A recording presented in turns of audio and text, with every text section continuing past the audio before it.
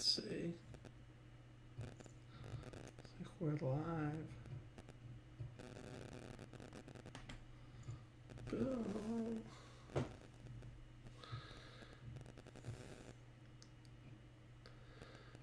Let's see here.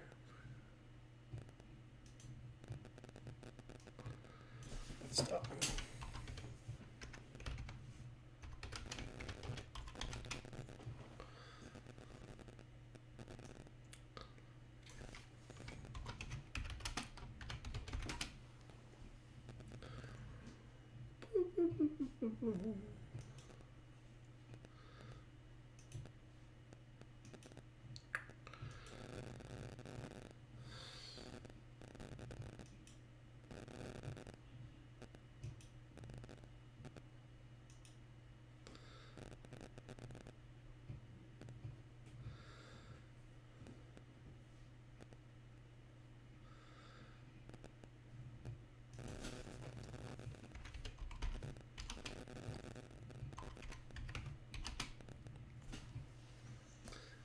All right.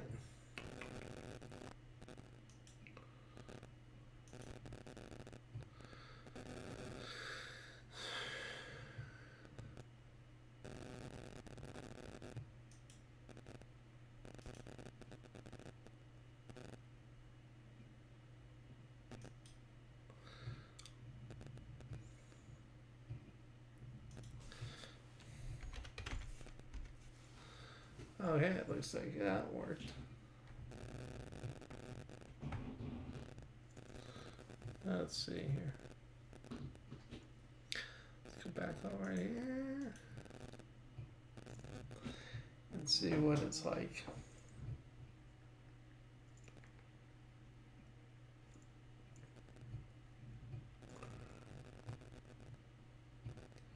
All right. We are live.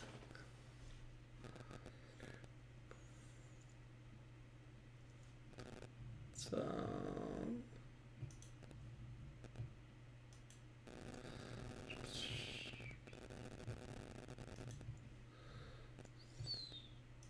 I do want to shrink this down a little bit. Right there.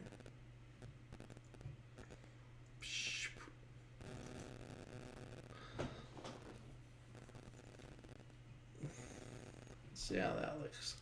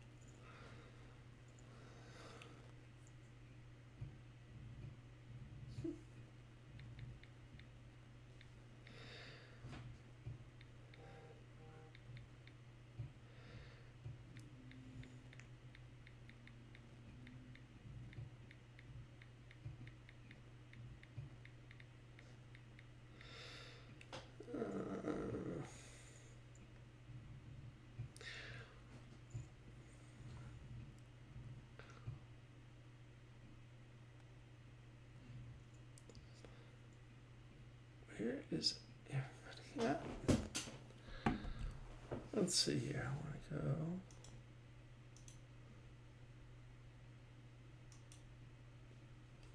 Oh, this. Why does it still say an AMC chart? It shouldn't say that. Got this little mirrored thing here.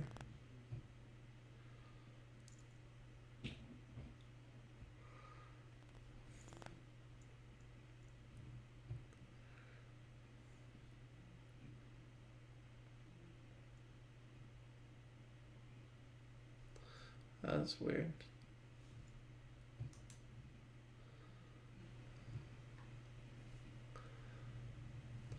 That's weird. All right.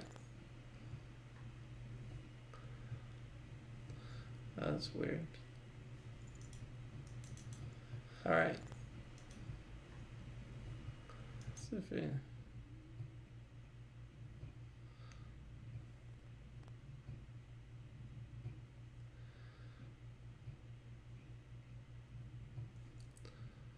Alright.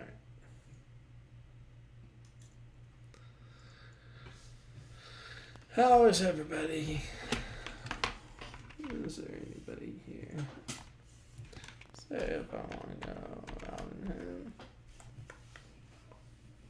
So we want to talk about this.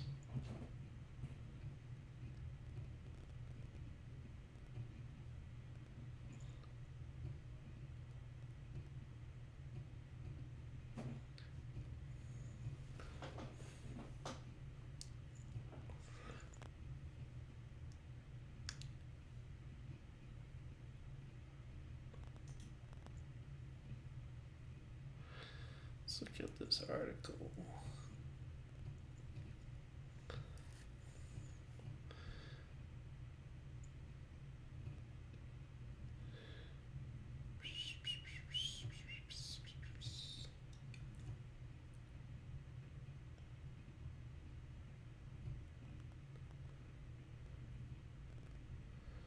It's only one person watching.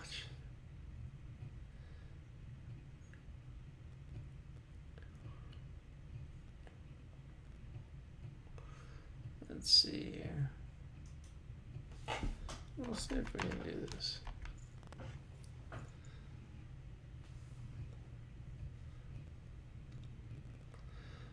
Let's talk about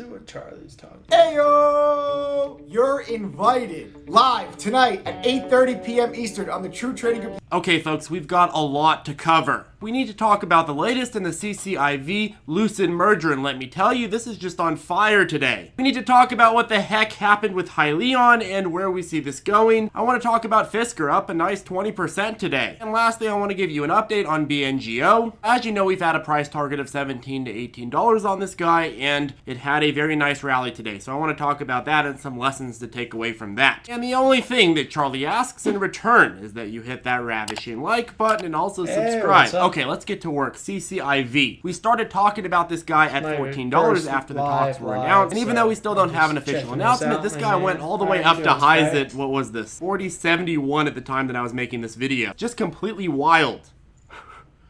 It goes to show you how valuable it is to be aware of something before the rest of the speculator crowd is. But anywho, today the dude in charge of the SPAC, Michael Klein, it was announced that he was focusing more on some of his other SPACs and raising capital for them, which a lot of people are connecting to me that now that he's focusing on these other SPACs, maybe that means that a lot of the talks are wrapped up with CCIV. But the big concrete news that we have right now is an update from Venrock Associates. Venrock Associates were one of the oldest investors in Lucid. Apparently they are negotiating a sale of their Lucid stake to CCIV. And the idea that more parties are getting on board in these talks is a good thing. It means that they could be well on their way to actually coming to an overall agreement. But it's also worth noting that an SPAC doesn't acquire a full company. It usually acquires about 10 to 15 to 20%, usually 10%. And so in some sense, more stakeholders coming to the table makes it more likely that Lucid is going to go and merge with CCIV. But it's also worth mentioning that the reason this is taking so long in the first place is likely because of disagreements on valuation. So more parties coming to the table could add more disagreeing parties. More opinions on what Lucid should be valued at.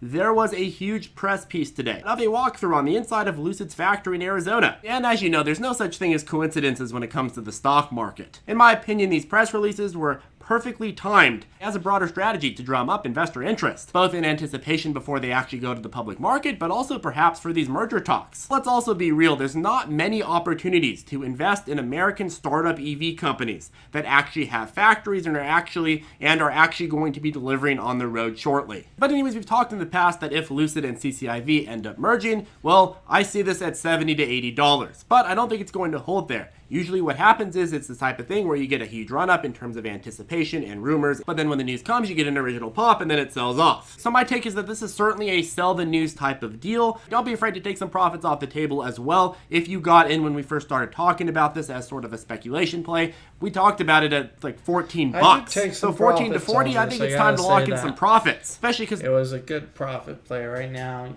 it's kind of unsure where it's at.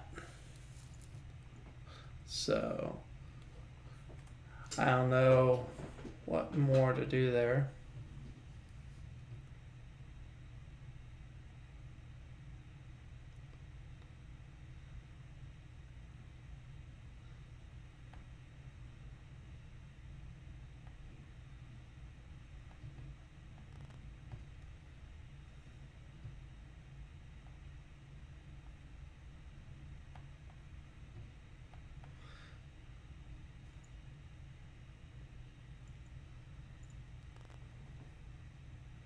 Am I frozen?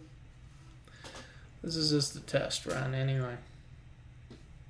Charlie's kind of frozen and awkward. The merger hasn't been confirmed yet, so you can lock in a lot of profits without actually having the risk of merger. In the beginning, I was spitballing this at around 40 bucks valuation anyway. So I would say do not feel bad about taking some profits off the table if you got in back when we first started talking about it. I think long-term Lucid's going to be a huge winner, but I'd wait to get a discount if you're going to buy Lucid post-merger. Okay, next, Helion. So Oh. Yeah. Putting in the work. Putting in the work. HYLN popped up like 30% yesterday and then sold off today. The catalyst with this was battery improvement. Their new battery will be capable of up to 5 times as much cycle life as compared to the conventional EV battery. It will have improved heat dissipation, which essentially allows for higher charge and discharge rates of the battery and longer sustained power output. Here's the thing that I really like. The battery can be charged and recharged in under 8 minutes. Which, going back to some of my charging plays, speed of charge is one of the most important things for convenience and practicality. And obviously when it comes to a commercial truck, well, speed is very, very important. You can't have your trucks waiting for hours waiting to recharge. Generally speaking, how trucking companies handle their logistics, and myself coming from a trucking family, so I know. Well, you usually have 2 guys per truck. One drives and the other sleeps, and then that guy rotates, and then the other drives and the other sleeps. There's a limited amount of time that each person can legally be on the road, so when one guy sleeps or rests, the other's driving and then they switch off, and then sometimes they take breaks, obviously, to go eat, and other things. But the goal is to have the truck on the road as much as possible, so they're not just going and stopping and sleeping for 10 hours every state or every 100, 500 miles. If they were, they'd have the ability to charge, but they're not. So you need something similar to a gas station where you could just go park, charge in 8 minutes, and then leave. If you're running a commercial trucking company, you want your trucks on the road as much as possible. So something like this makes a Helion truck an actual candidate for something you could buy. And in terms of my thoughts on HYLN as a company, back on December 16th, I said this. Here's the deal. At this level, HYLN is ridiculously cheap. Unless you legitimately believe that this company is going to fail literally everything that it does for the next 3 to 4 years, well then I don't see how it can be valued at this level for long. But let me just admit, I am a dirty chart nerd. This is still the case in my opinion. My opinion hasn't changed. Helion, Hyliion, whatever you want to call it, is still good under 20, and it's still a good deal. Okay, Fisker is just on fire today. Helion is a good deal. I mean, transportation and the way things are gonna change is gonna be a big deal in the future. And I think that these types of trucks are going to allow AI to take over, and we're going to see a lot more autonomous trucking from these kind of plays. That they recharge themselves. You know, I think the future possibilities are unlimited. So I think it's something to definitely keep your eye on as far as play. I do not own Helion myself. It is, I think it's in my watch list. But, yeah, let's see what else Charlie has to say today. Fisker. It's not mine. Don't make fun of Charlie. Okay, Fisker is just on fire today. This was as Morgan Stanley upgraded it to $27, stating that it has deceptively low execution risk because of its partnership with Magna. Magna, of course, is a mobility technology company that produces automotive systems, assemblies, modules, and components, which are supplied then to General Motors, Ford, BMW, Mercedes, Volkswagen, Tesla, and many others. But the reason that this is a big damn deal is because this takes a lot of the manufacturing risk out of the picture for Fisker. The Morgan Stanley analyst went on to say, "We think investors underestimate that Fisker's path to commercialization is significantly aided by Magna, which has a mastery of bringing high-quality vehicles to market on time with high quality and good economics." This is an interesting point they raise in terms of actually getting Fiskers to market and competing in an efficient way. The use of a company like Magna to make the manufacturing process happen faster, well, that takes a lot of the guesswork away in the beginning of the manufacturing process, and it's likely to save Fisker from having a lot of those beginning stage problems that companies like Tesla had when they started rolling cars off the lot. In terms of going a little bit more to their price target, it says their price is assuming they sell 419,000 vehicles by 2030. For context, Tesla delivered 180,000 vehicles just in the last quarter of 2020, but the Fisker price target is saying 2030, so it's basically giving Fisker 9 years to do what Tesla can do in just a couple months. And that's likely why we saw this huge rally today. Now, in terms of my thoughts, I mean, this really goes to show you how many people are willing to buy something just because of an analyst recommendation. But I do think that Morgan Stanley connected some really good dots here. However, at the end of the day, we are still a year before they even begin their planned start of delivering. If you look at the last spikes, FSR loves to rally massively all at once on a rumor or PR piece and then cool off and then get another rumor or PR piece. It doesn't have a strong, consistent uptrend like a lot of the other stocks we talk about. This is a stock that goes up really fast on news and then sells off. Sometimes it gets multiple news pieces in a week or so. I'm going to be doing a deep dive into Fisker this weekend, and I may provide you with a price target if I really like it in terms of a longer term play, but I'll tell you what, though, I really don't like this company. It's just not for me. I think capital, for me, will go other places, not this stock. I haven't set a price target on this, so I will defer on that. But keep an eye out for the price target if you're in ZipTrader-U. If you're not in ZipTrader-U, I will probably also make the price target public next week. If you go to the ZipTrader to Charlie's channel, just look up ZipTrader on YouTube.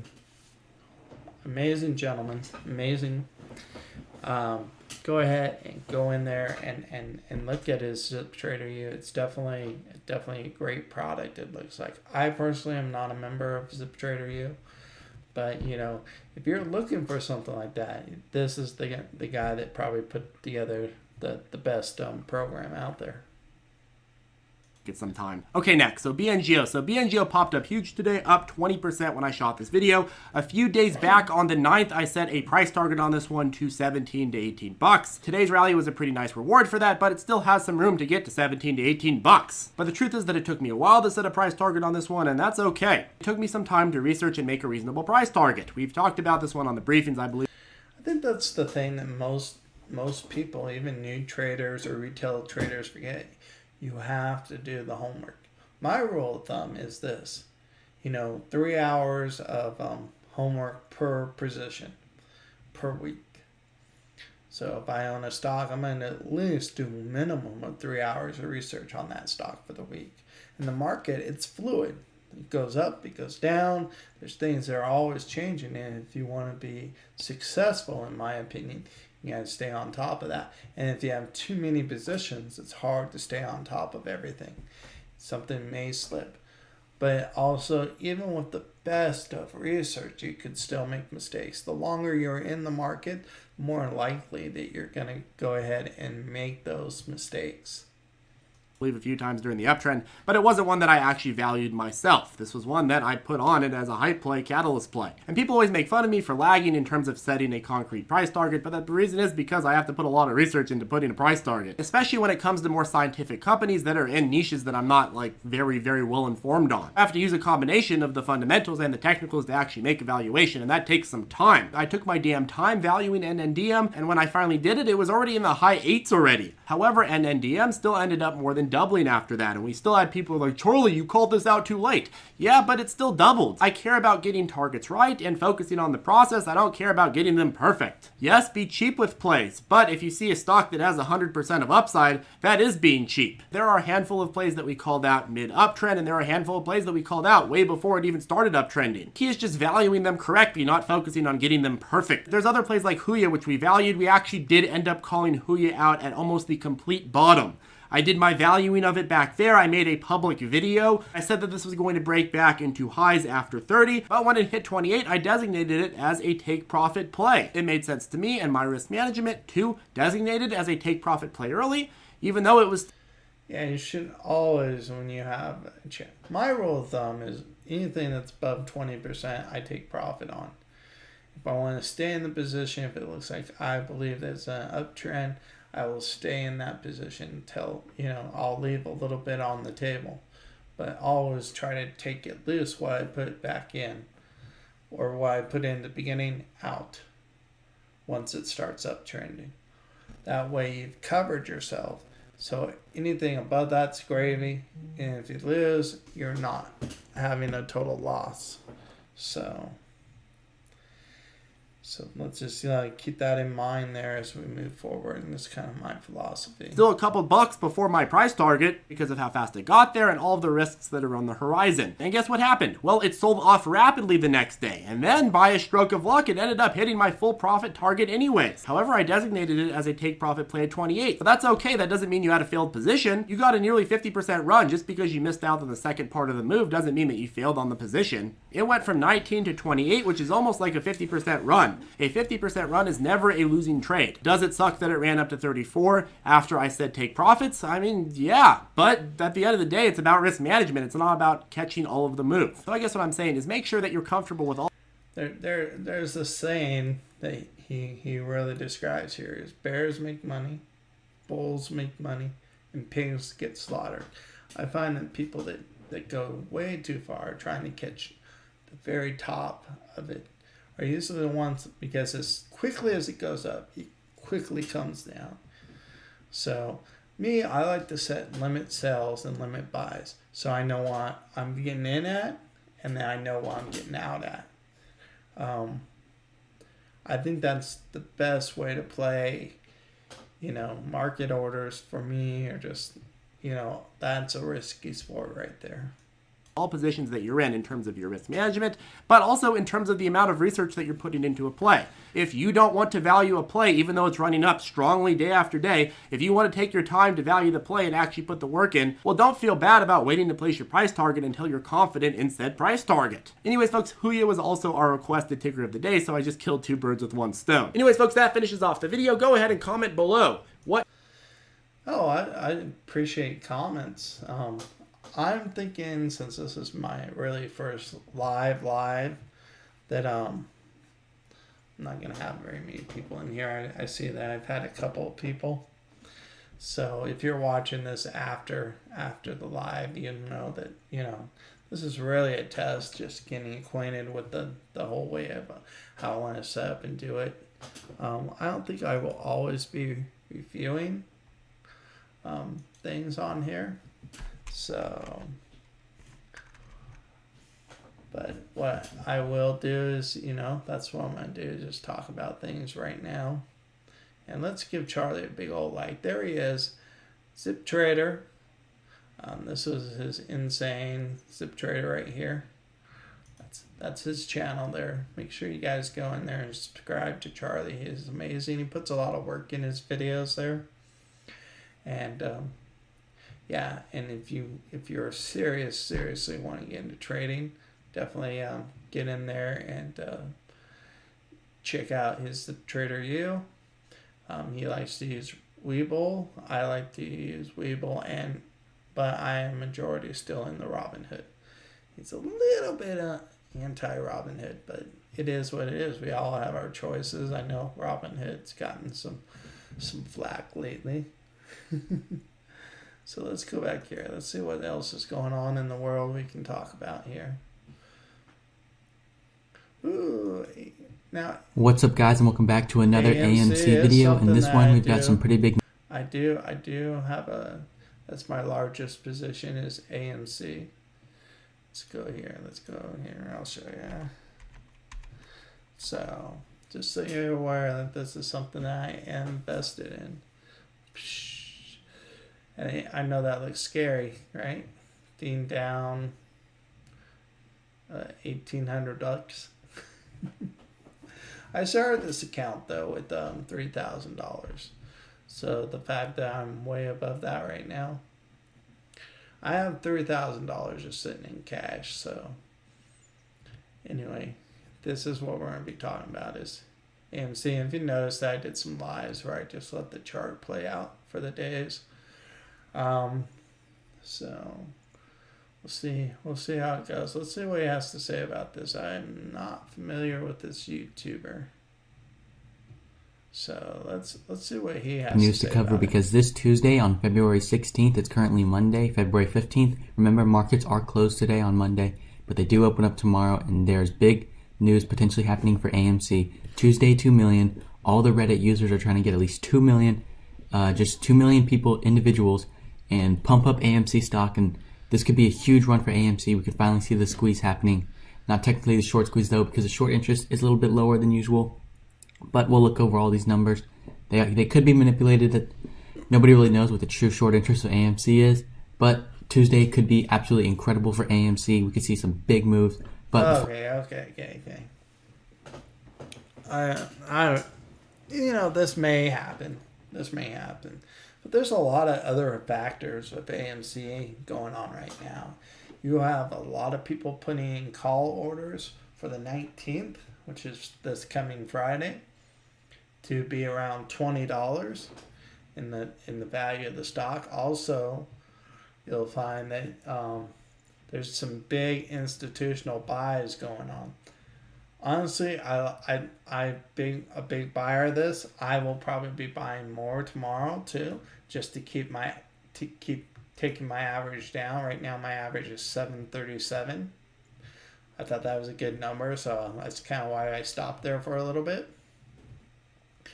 However, I do think that tomorrow, when we see the pre-open and that, I think we're going to see this down even more.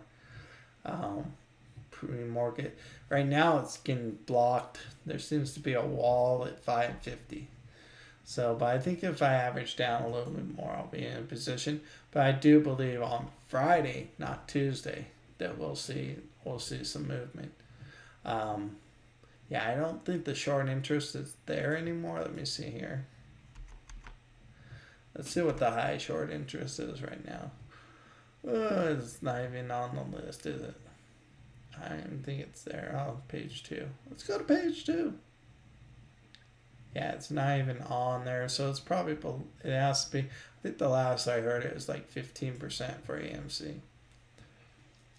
Like there, GME is still up there. Woo, it's come down a lot though, 41%. So, I think it kind of won the whole short squeeze battle. And I think the hedge funds, like Melvin Capital have kind of learned their lesson.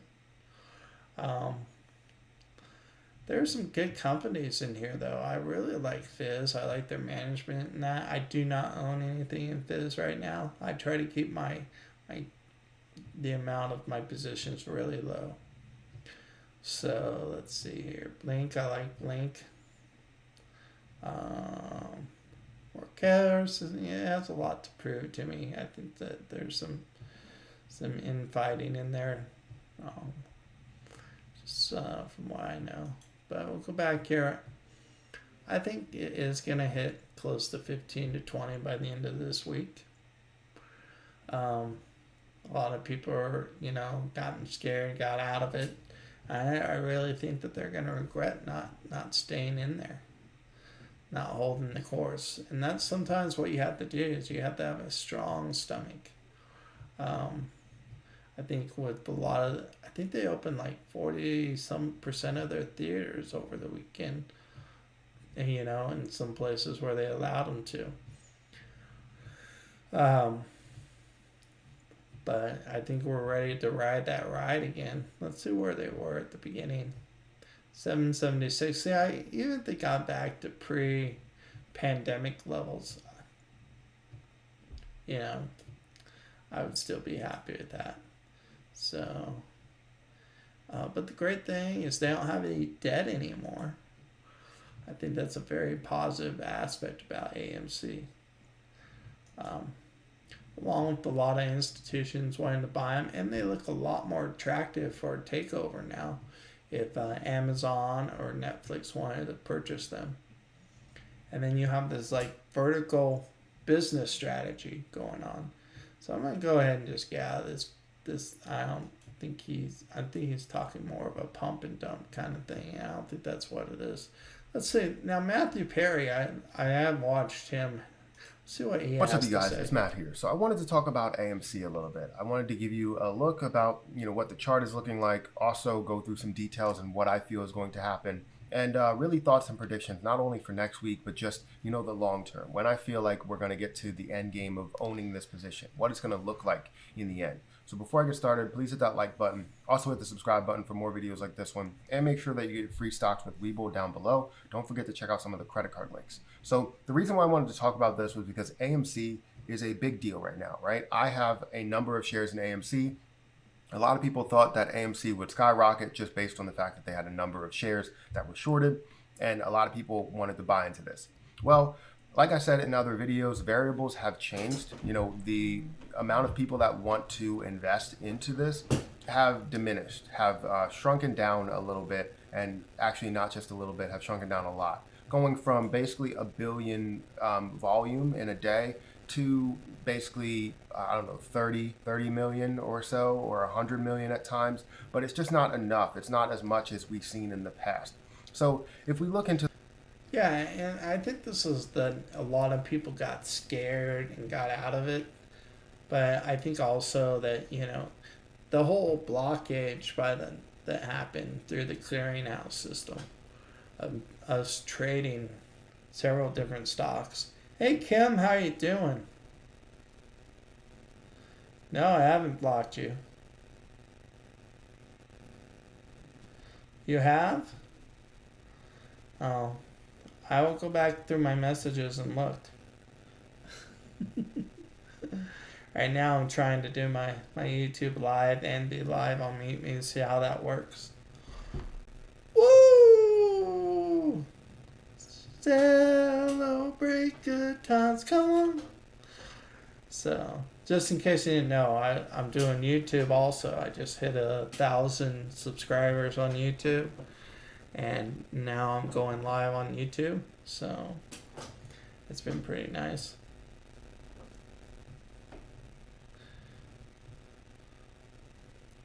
So the goal is to eventually go live on both, and then probably eventually just going live on YouTube. So there's too much drama on here. All right, and I didn't know you were still going live because you mentioned something about that you might not be going live as much. So,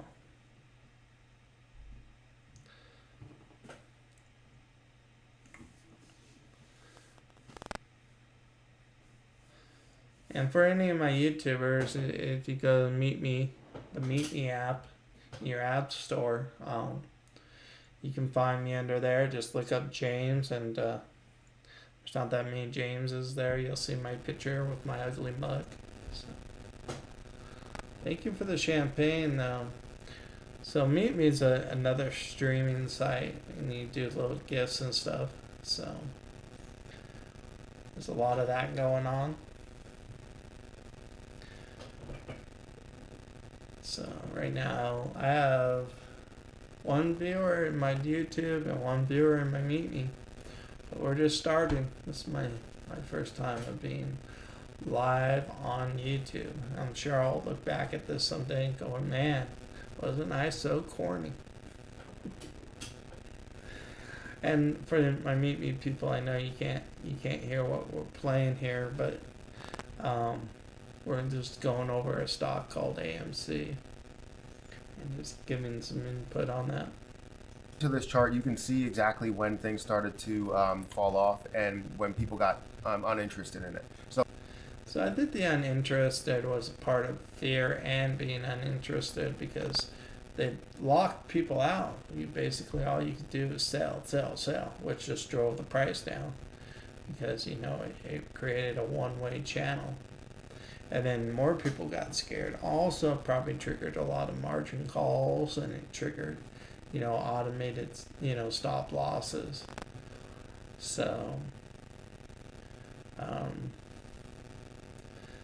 so I don't think that there's going to be a squeeze in this. I think that it's more gonna be like it's gonna get back to normal. I don't think we'll see that billion shares again. But we do see a lot of institutions buying it up, and there's also, I think their earnings comes up really soon. When is their earnings report? Let's go back over here and look.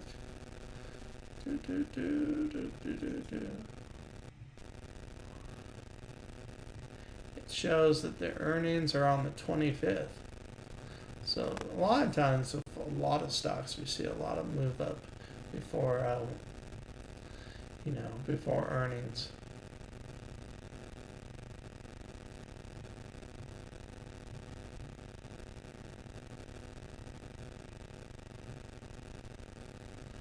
Let's see.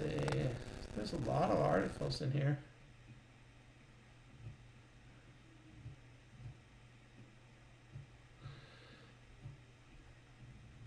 Well, let's see what else yes, to see here. So once you really jump up here in the restricted trading, a lot of people got uninterested in this, and that's where it dropped Exactly down. what I just said. Where they stopped the trading, and it went all the way down to basically like $6.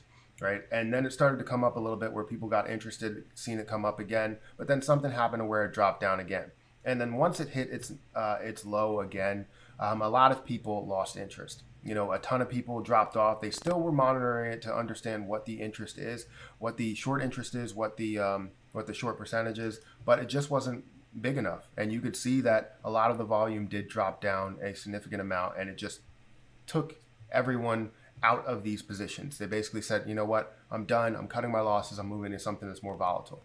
Especially with a lot of the other distractions that were out there, like silver, like cannabis, like Nokia, like BlackBerry, like all of these other distractions that.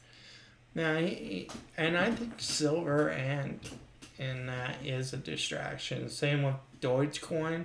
Anybody in Dodge or Deutsch or whatever you want to call it? I think that's a major distraction right now because I think that the crypto, it has no cap on it. So I think that the chances of it just going straight down one day is, and then it might be all back up. I think that the overall, see what it's doing right now. It's working its way back. I think this is more volatile than any stocks that we've ever seen. Here's its highs at the beginning of the month. Look at that. Boom. And then we just see it.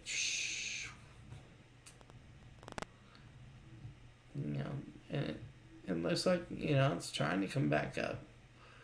But I don't know.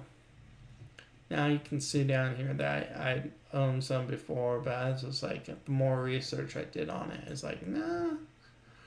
But there are a lot of distractions and a lot of people going elsewhere. But I think that that's what, there was a lot of ladder attacks on this stock. A lot of this was ladder attacks. And that's basically where two hedge funds collude. One buys and sells, and they keep moving it down by a penny. And then it triggers other people or systems to sell. And it keeps pushing the price down further and further. But there is this big wall of sells on at 550 that we can see in the technicals. But let's see what else he has to say here. Had potential, lower price potential, a lot of movement potential, basically growing at 100 or 200%. And that's the whole reason why it kind of tapered off. It wasn't the fact that people just weren't interested in having it grow and seeing that position go up. It's just, it seemed like the hedge funds were finding a way to win. And a lot of people gave up. So once people start to give up, it's kind of over, right? So a lot of people are asking me, is this going to continue to pop? Is it going to be something that's going to grow really fast? In my competition. And I can't tell you that it is. And I said this in the past, I want What to are be you as talking honest about? as possible. I want to be as transparent as possible. And the whole reason why I wanted to jump into this was because I did see the huge pop that it could have had. And I did see the fact that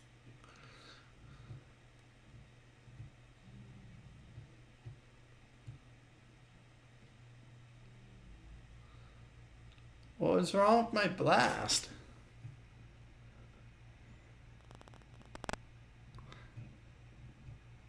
I didn't even send a blast.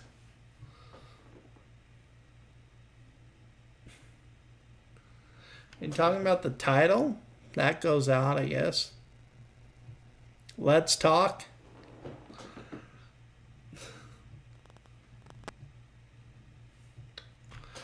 See, you changed your name up, get all fancy.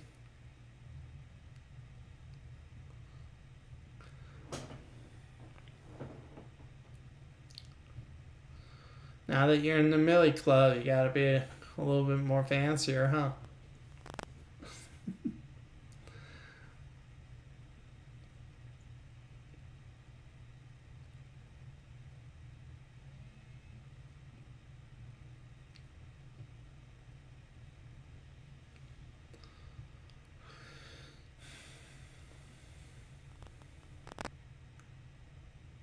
people were interested in it because I invested in basically, if I wanted to go back to the chart, basically I invested in right when it was going up. So in the day where it went down to 600 or $6, sorry, I invested basically at the $12 mark. And then when it went down again, I invested in again at like $9, and I'm in totally at $9.38 of a cost basis. So this is when a lot of people thought that the potential was When for he's it to still talking go about up. cost basis there, guys, what he's talking about is that average, like I showed you her, your cost average. That's your cost basis right there. So his is 9 something minus 737. So, but I think he only has about 400 or 500 shares. I'm sitting on a lot more shares than that, as you can see. So. And obviously, as time went on, I seen more and more potential. A lot of other people are seeing more and more potential. But then it got to recent days, and you could see how the interest died off. Now, a lot of people are thinking that this is not going to be You're a seeing short-term play, things? and that the stock value, is a lot happens to the higher than best what of it us. was or what it's saying. I'm So trying being to at $5.59, tune in this being it's a live lot on higher than YouTube that. and being It's live something that at should be Meet Me around at that the same $10, time. $15 mark in the long term. But that's So. basically what they're saying in the summertime. When it hits after all of this ends, after the pandemic ends, is going to be something that people get into again. So if you have a lot of money in there, it's something that you're probably going to be. You're going to. How's your Valentine's? And if you can't sit on it. Let's see here.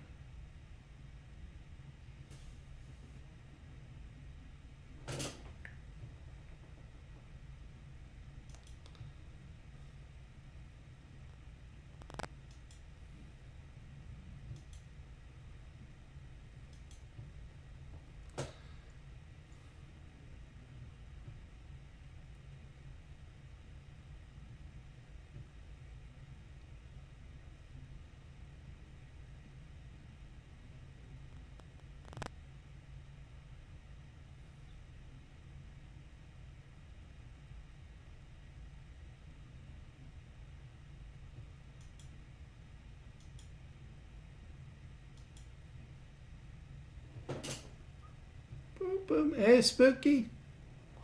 What's up?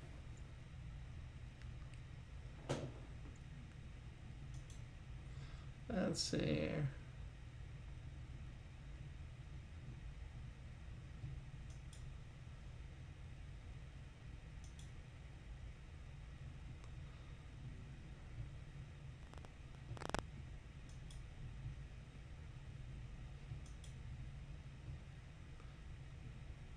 I'm good. I'm good. Hey, Brandy.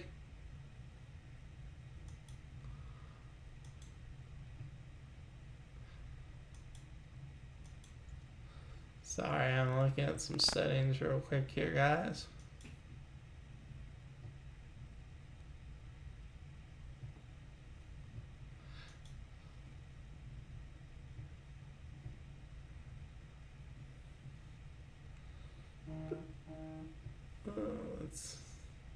back to where we were.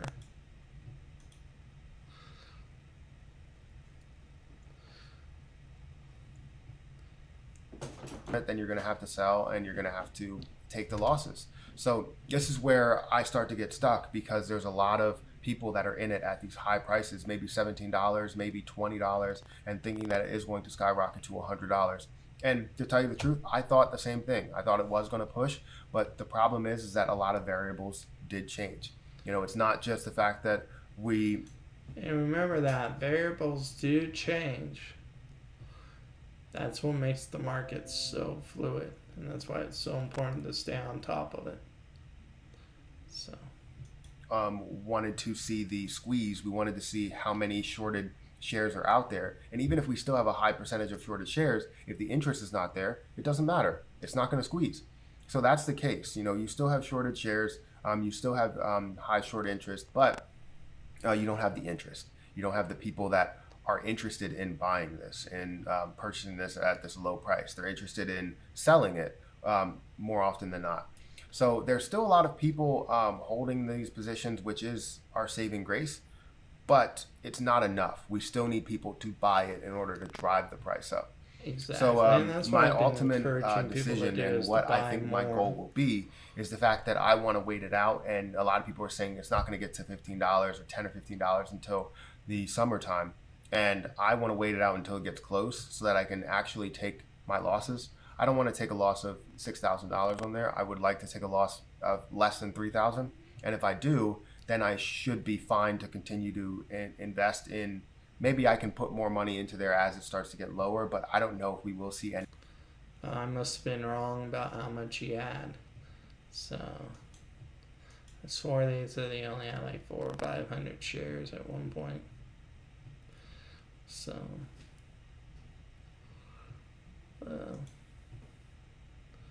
but I think it has a lot of potential. I'm in it. Let's look at some of the other ones I'm in.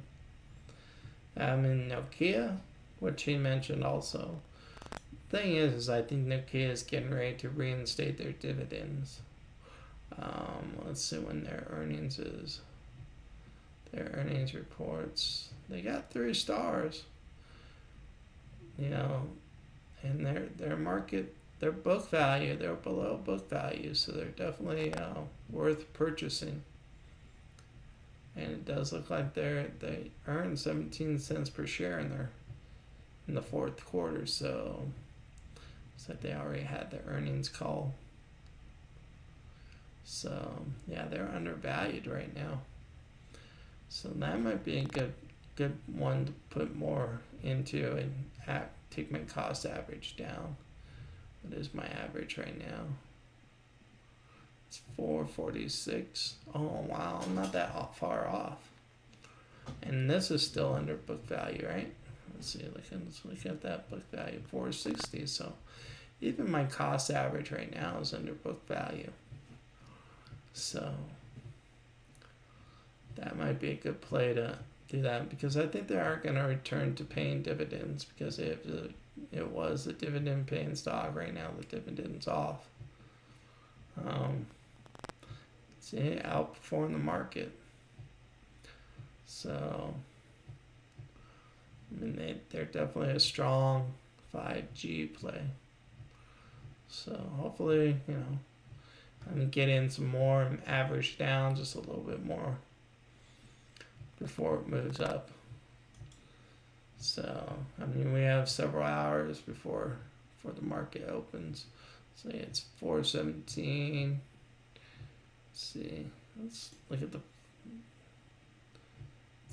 You know, it's never been a really high end stock anyway.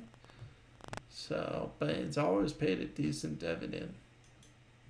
So, we'll see if we can get back to its normal place, or at least get back to book value. We do have a buy rating on it for most of the analysts. We can look at. So Nokia is definitely a play that I would buy. It is also something I own. If I can get another 400 shares, I'd be happy. So, and then of course I have Amazon and then PSEC. Amazon's all over the place with all this leadership change. But I'm not too worried. Amazon's not going anywhere. And then PSEC, that's kind of my dividend play. I'm waiting for that to come down so I can buy some more shares. They pay 6 cents a share monthly. So if you had 100 shares, you'd be getting $6 a month. And then, so on and so forth. So this will be my dividend rebuild. Because before the pandemic, I was pretty much into just dividend stocks and just using that passive income. So that's the way I kind of look at it. So, let's see. We've been streaming for 49 minutes. Hey, my friend, my love. How are you? Hi. Did you have a good Valentine's? You and the kiddo? Well, you gave me a Snapchat Valentine's. So, but yeah, happy Valentine's, late Valentine's. My love. So, I'm just on here trying to practice dual streaming. So, I'm streaming on YouTube and on here at the same time. So, yeah, so we'll see if I can pull it off or not. So, what I'm gonna do is during the trading week, I'm gonna do a stock show in the morning, and then on the weekends, I'm gonna do my tarot readings. I have one viewer on YouTube right now, so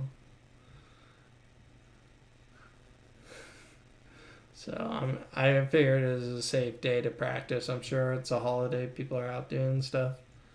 So,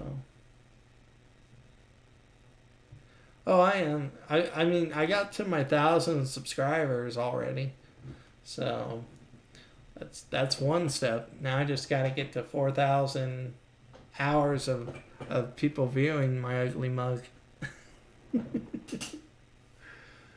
So, and listening to me talk nonsense, I guess. Man, did you ever get any more of that Zoom stock?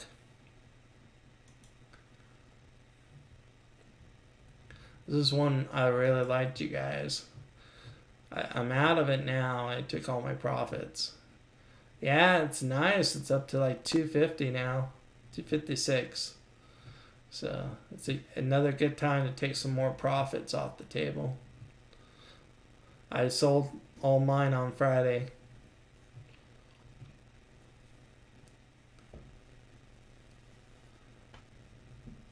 So it's a nice little chunk. It's gonna come down again, and I think once they get closer to releasing their product, we'll see it go up again. I'm saying probably see it go down this week, and then next week it'll pop up again. Hello. So, but I'm so glad that you were able to make a little off of that.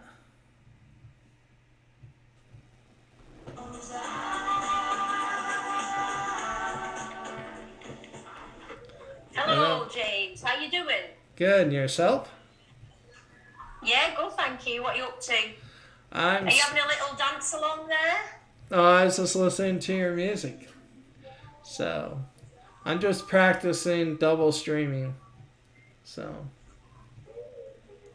What does double streaming mean? I'm streaming on two Mutiny, places. and I'm streaming on YouTube. Oh. So. I didn't know you could stream. I didn't know you could. Oh, you're streaming on YouTube, so you've got your own live. I'm on It's not live like on my next to it on phone, and then YouTube. I'm on YouTube on my computer. Right. Okay. So yeah. Well, it's different. Keeps Yeah. you busy. Yeah. So, what time is it where you are now, James? Then. It's 12:14 and it's 7:14 where you're at. Congratulations, James. So 12:14 in the afternoon or at night, is that? Yeah, it's I can't 12:15 now. And 7:15 p.m. Yes. there in Manchester. Right, okay. Yeah, it is, my love. So how's your stream going? Has it been busy? No, it's been really slow. That's why I decided I better Oh, practice now because I knew it was going to be a slow day. It's a holiday, so Oh, I'm sure it'll be okay. yeah. You'll get a few more on. I streamed earlier on today, and it was quite good. That's good. And I just thought I'd come back on tonight as well. It's quite good tonight, to be fair. Yeah. Oh, thank you, Kim. Thank you for the chocolate strawberries.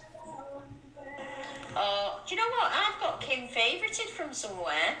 Yeah, Already. she's from your neck of the woods. She's I an love amazing the fact that lass. this chocolate strawberries came out. What, love? She's an amazing person. So she's one of my good friends I'm on just here. wondering where I might have favorited her from you then. I don't know where else I could have favorited her from. Yeah, it is possible. Daniel Ward, you're very demanding. That's somebody else from Swinton.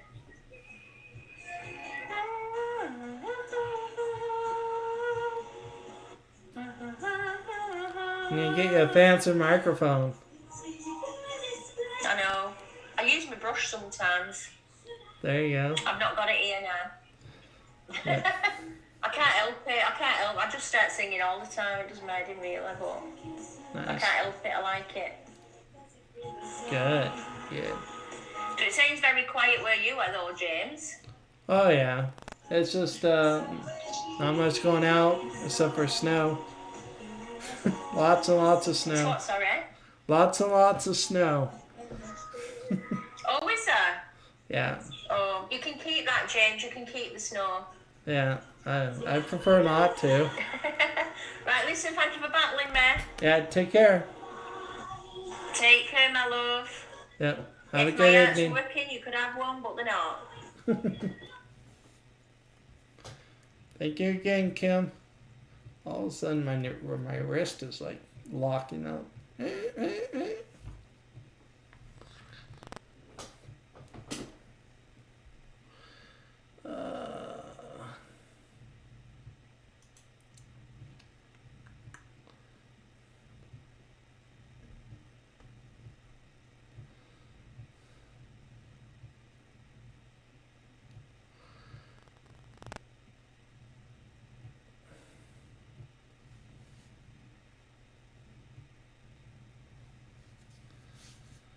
Okay, I'm gonna go about 4 more minutes and then I'm gonna go ahead and quit the stream.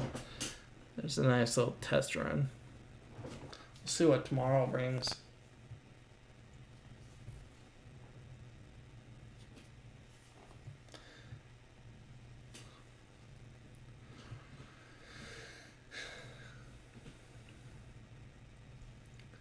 There's another really great guy. Thank you, Danielle. Thank you. And make sure you add me on your YouTube, Danielle. I'm live on YouTube right now also.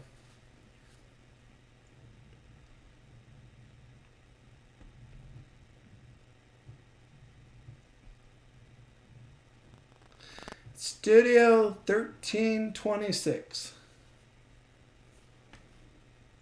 Here, I'll show you.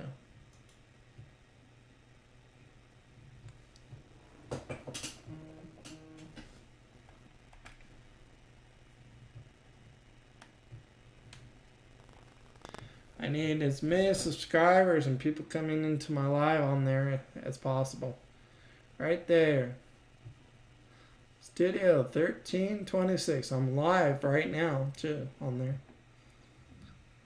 So make sure you come in and say hi.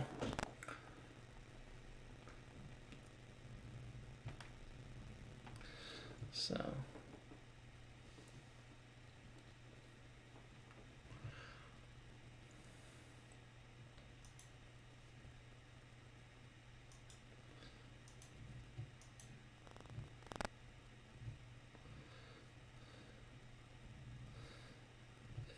great? Isn't it great?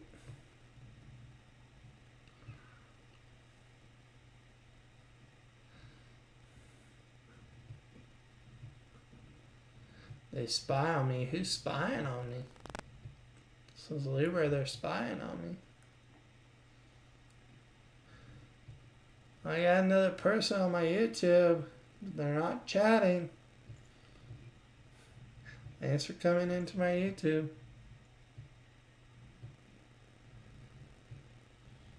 See, everybody thinks there's another short squeeze, which would be great. But I think it's not going to be what they think. Libra, life is changing. Isn't life always changing?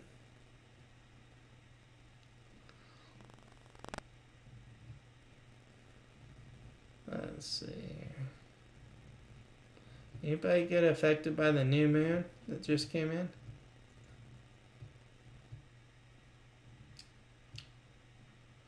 Oh, now I'm back to just one person watching.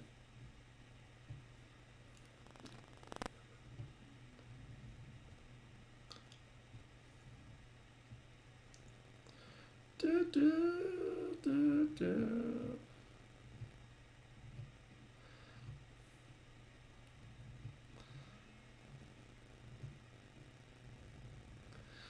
Meet the press. Let's see.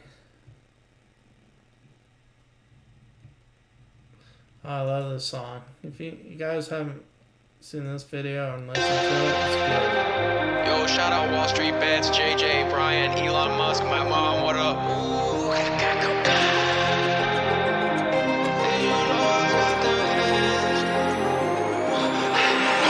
got diamond hands, diamond hands, diamond hands. I got diamond hands, diamond hands, diamond hands. I got diamond hands, diamond hands, diamond hands. I got diamond hands, diamond hands. Ooh, yeah.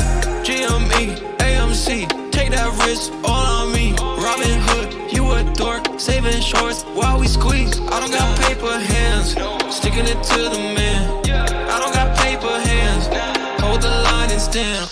Diamond hands, diamond hands, diamond hands. I got diamond hands, diamond hands, diamond hands. I got diamond hands, diamond hands, diamond hands. I got diamond hands, diamond hands. Ooh, yeah. Wall Street Bets, trimming the hedge, playing the game, but now we ahead. They getting mad, going in debt. We getting rich, Wall Street is dead. I don't got paper hands, sticking it to the man. I don't got paper hands, hold the line and stand. Diamond hands, diamond hands, diamond hands. I got diamond hands, diamond hands, diamond hands. I got diamond hands, diamond hands, diamond hands. I got diamond hands, diamond hands. Ooh, yeah.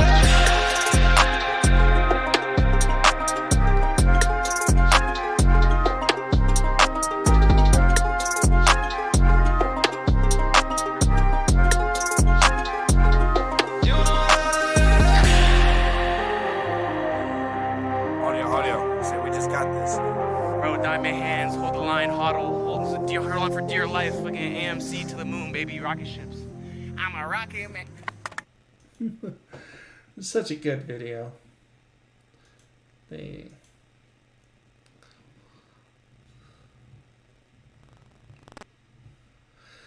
da, da, da, da, da, da.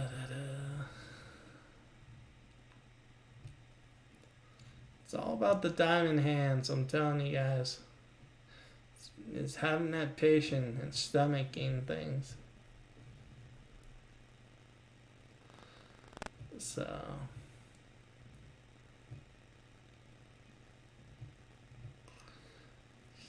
jeez. But I think this has been a good test of how things are gonna be.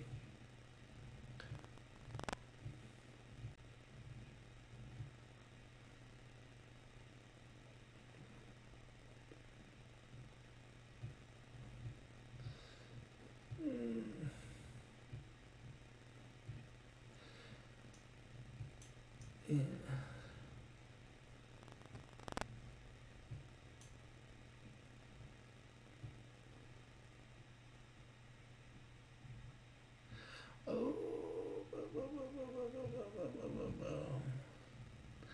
Okay, so I'm gonna go ahead and end the stream.